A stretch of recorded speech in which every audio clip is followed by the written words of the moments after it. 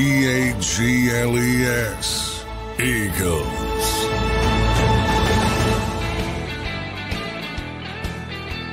Welcome in, everybody, to Birds 365, your daily deep dive into the Philadelphia Eagles. I'm Zander, Krause, your host, joined by my co-host, John McMullen, the #1 Eagles beat reporter in town, as we bring you the latest news, insights, and everything you need to know to stay connected to the Birds. Johnny Mac, it's a big trading day in the NFL today as we woke up to trade news. The Kansas City Chiefs sent a conditional fourth for DeAndre Hopkins. I know that's not Eagles news, but many are asking whether Howie makes a move or anything like that. So we're going to get into that this morning. John, before we do that, how you doing on this Wednesday morning, brother? Doing well. On to Cincinnati Wednesday, big practice day, everything happening down there. Nick Sirianni will talk, Jalen Hurts will talk, locker room, practice, biggest day of the week for prep standpoint. But yeah, you start with DeAndre Hopkins to the Chiefs. That's going to set off bells because such a big name player, 5-time All-Pro, 32 years old though. I mean, definitely on the other side of his prime. That's for yeah. sure. But when you see that big name, people get really excited about it. And he still can play at over 1,000 yards last year. But they needed a receiver. I mean, yeah. Rashee Rice is gone for the season. They lost another receiver, so they were really up against it at that particular position, and they're in a position. Obviously, as the reigning 2-time Super Bowl champions, going for 3. They're in a position to take a chance on an older player that may be able to plug and play. So again, I always talk about fits. If you're the Carolina Panthers, you don't want DeAndre Hopkins. Right. If you're the Tennessee Titans, you don't want DeAndre Hopkins. If you're the Philadelphia Eagles, you probably don't want DeAndre Hopkins. No. And that's what I was getting to. So I hope nobody's out there ruining the day. Obviously the traffic wouldn't be here and all that kind of stuff. So hopefully that closes the book quickly on DeAndre Hopkins. But yeah, from the Eagles' perspective, I mean, Howie's Howie. He likes to do stuff. He likes to do stuff just to do stuff. I mean, you see the practice squad moves every week. Constant churn at the back end of the practice squad. He likes to make moves. Will they be substantive? History says probably not. But it wouldn't surprise me at all if he gets, it's interesting. Linebacker would have been one of the obvious ones, but now you're coming off a week, and that's where you have to be honest with yourself about being a GM. Important part of Wednesday as well, I should have mentioned, we'll get the first practice status report, and we'll get to see where Zach Vaughn is, if the injury is some kind of significant or not. Maybe that shifts things a little bit, but Nakobe Dean wasn't playing well going into that Giants game, and all of a sudden he played well. Is that fool's gold? Is that real? You'll probably get a better indication this week. But the Eagles' thought process, that's where I say you have to be honest with yourself. Right. Do you need a linebacker? They should know. Right. Or is there a possibility of this being real, of him turning the corner? And that's always very difficult to do, especially coming off a high like the Eagles are. But, backup tight end is another position. People talk a lot about edge rusher because of the struggles of Bryce Huff, but, because of the money they spent on him, and now all of a sudden they're getting home over the past 2 weeks. Again, is that fool's goal or not? So I mean, the positions are pretty obvious where in general they would need some help in wide receiver. They already made their move at wide receiver. Yeah. Hasn't worked out yet. Doesn't mean it can't, but they already made their move at wide receiver. Yeah, the thing I'll say about the Chiefs trade for DeAndre Hopkins is he's going to the Chiefs. So there's actually a chance that DeAndre makes an impact when your quarterback is Patrick Mahomes, who's taking guys like Marquez Valdez-Scantling and Juju Smith-Schuster and making them play well. So I actually like that trade for the Chiefs and for that particular player just because of where he's going with Andy Reid and Patrick Mahomes. So that's a good trade from that front. You said how he, likes to shake and bake, and part of me wonders if one of these players out there, John, I mean, and I know it seems far-fetched and you can shoot it down if you believe it's worth being shot down, but maybe Howie looks at this and says, boy, this NFC is wide open, man. If we can improve this or improve this, maybe it's worth giving up a first-round pick if a guy, let's just say, maybe Myles Garrett is available or Max Crosby. I'm not saying they are, but if something like that became available, do you think Howie would be a player for a guy like that? Well, in Myles Garrett's category, I think, if he became available and, but you're going to have to give up more than the first round pick. Yeah, you're going to have to give up a lot. So, I just wonder, man, I mean, you look at the Browns and the Vegas outlook right now, they both need a quarterback.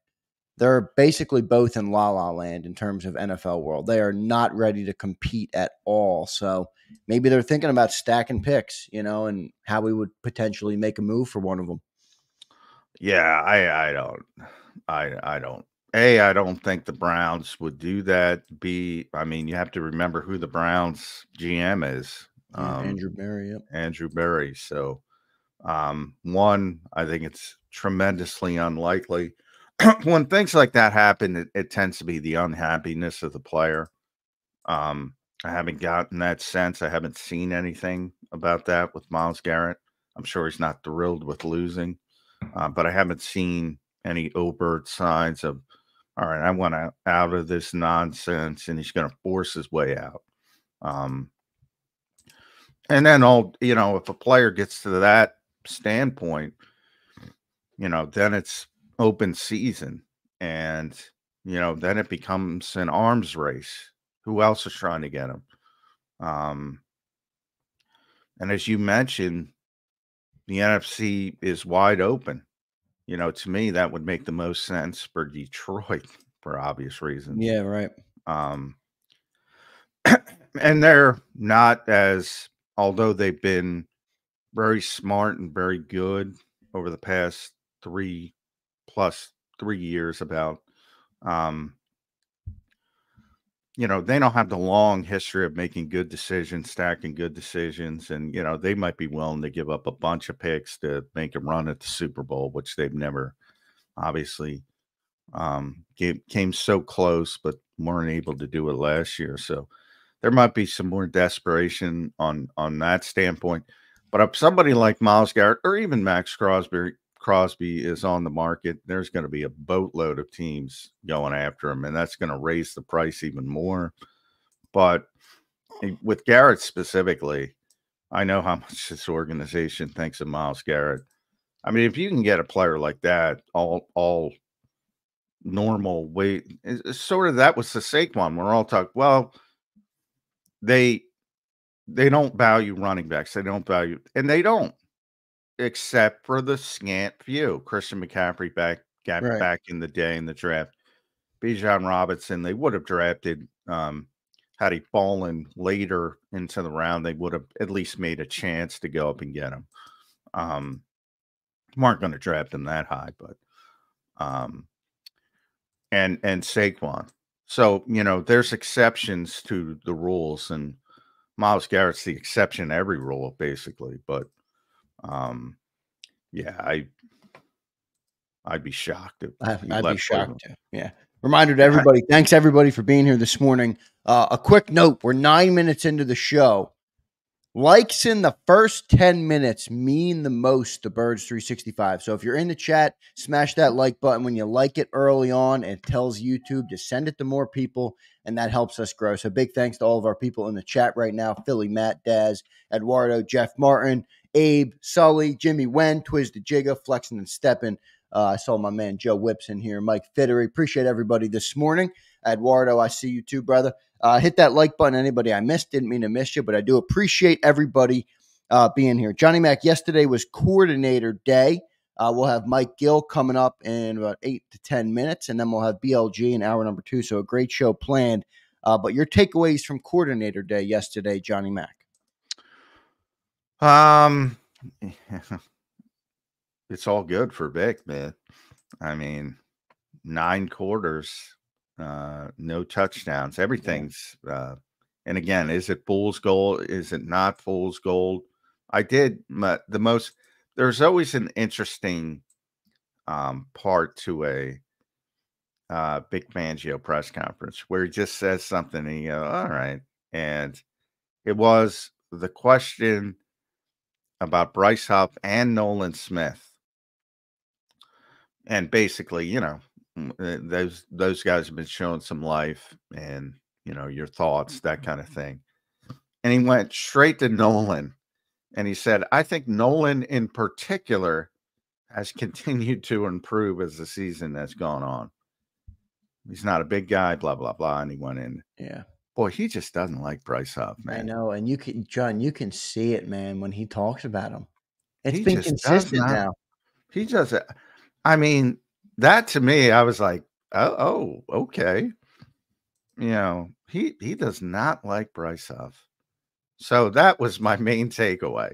And you didn't get much from Kellen Moore, let's be honest. Yeah, you get nothing from Kellen. I asked him about the slow starts. He laughed. He chuckled. Yeah, he deflected. And by the way, that was like 18 questions in because I kept getting shouted down by a certain asshole. But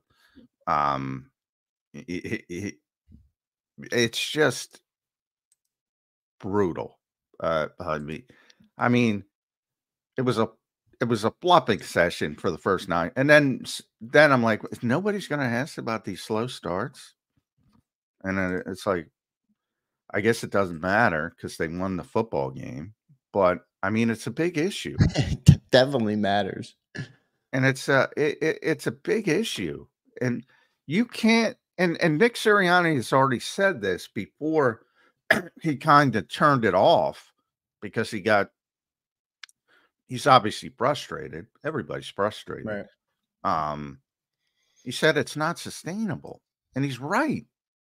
It's not sustainable. But at the same time, I think everybody says, well, they'll figure it out.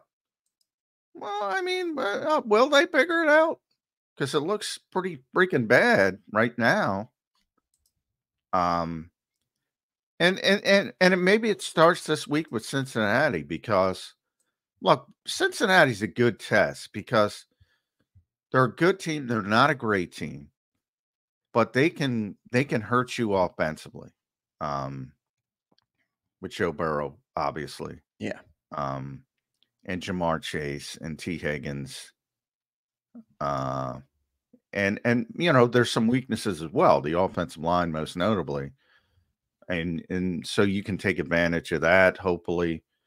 And, but if he's got a clean look and clean pocket with those playmakers, it's going to be a long day for the Philadelphia defense. So this is a good test for the Eagles. Good team, not a great team. So all year, I feel like I've been saying, well, the Tampa Bay game, everybody's jumping off bridges. I'm like, AJ's not out there, Devontae's not out there, Lane's not out there. What do you expect? I'm like, what does it really mean?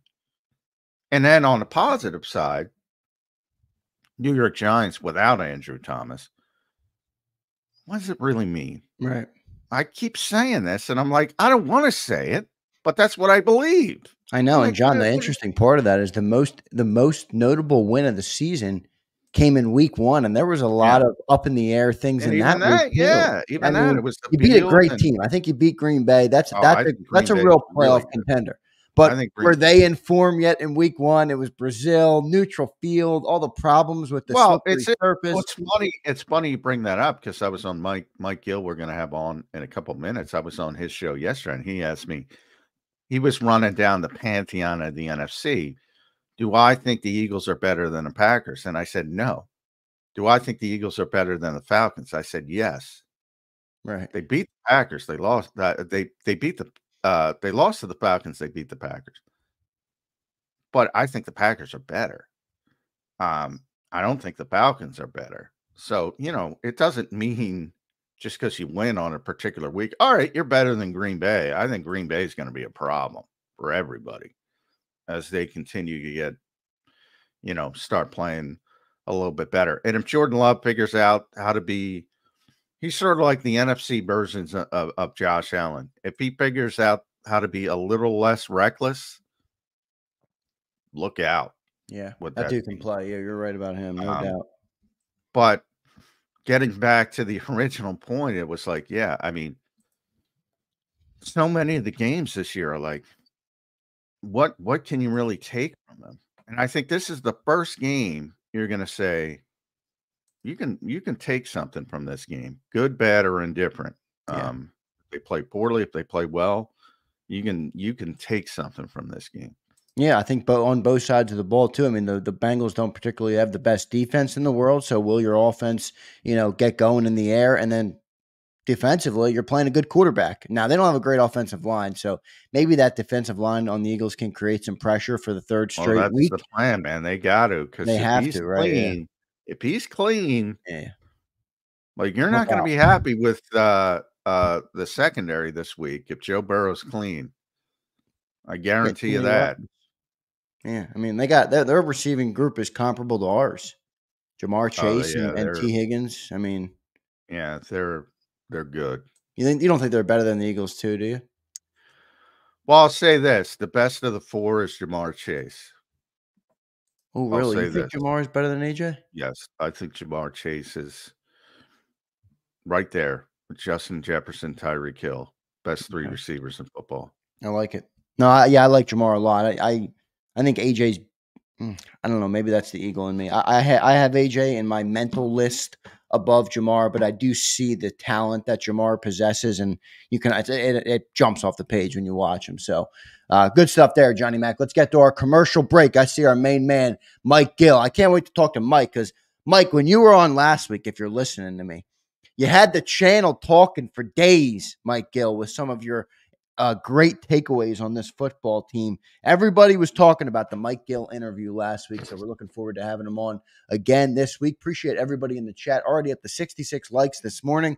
Thank you, guys. Hit that like button. It's the best thing you can do to help us grow and to support the channel. Looks like everybody's in a little bit better mood with me today, Johnny Mac. They were upset with the AJ comments yesterday. Good to see everybody in here this morning. Appreciate you guys. Before we get to our commercial break, let me tell you about our great friends at BetUS. Check out the promo code on your screen right now, and you can see it's YouTube 150. That gives you 150% sign-up bonus on your very first deposit, and you get 125% on your second and third deposit. So go check out betus.com.pa. That's betus.com.pa. They have the fastest payouts in the industry, 24/7 customer support, and they will even give you your own custom account manager to help you place your bets when needed. So go check out betus.com.pa today. Birds 365, back in 3 minutes, everybody, with Mike Gill. If you missed any of today's show on the JAKIB Media channel, listen to the podcast on your way home. Available on YouTube, Apple, and Spotify.